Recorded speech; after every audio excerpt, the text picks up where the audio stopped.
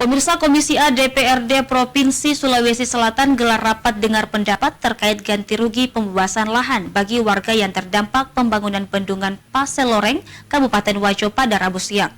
Rapat tersebut berakhir damai antara pihak pelaksana proyek dengan masyarakat yang terdampak dengan beberapa kesepakatan. Kewenangan atau uang negara itu tidak ada kadaluarsa. Komisi A DPRD Provinsi Sulawesi Selatan yang membidangi pemerintahan gelar rapat dengar pendapat pada Rabu siang. Rapat tersebut dilaksanakan terkait ganti rugi pembebasan lahan bagi warga yang terdampak pembangunan bendungan Paseloreng, Kabupaten Wajo.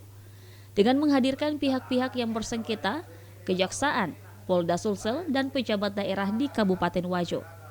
Sele KS Dalle selaku Ketua Komisi A DPRD Sulawesi Selatan sekaligus pimpinan rapat menyampaikan bahwa terdapat 4 penyebab terjadinya perseteruan tersebut, yang secara garis besar adalah miskomunikasi antara pihak pelaksana proyek dengan masyarakat yang terdampak. Mudah-mudahan seluruh pihak bisa mengawal secara baik sehingga hasilnya pun juga baik, sehingga apa yang menjadi tanggung jawab kita bersama dalam mengawal penyelesaian proyek strategis nasional sungguh-sungguh itu bisa jalan dengan baik. Konsen kami DPRD Provinsi kan itu.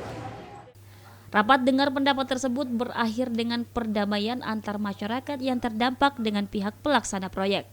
Selain itu juga hadir Kejaksaan Tinggi dengan Polda Sulawesi Selatan untuk menilai ada tidaknya tindakan yang menyimpang undang-undang yang berlaku.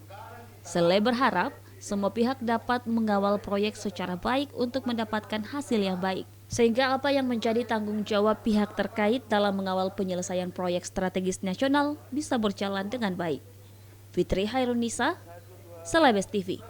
Dalam ketentuan apabila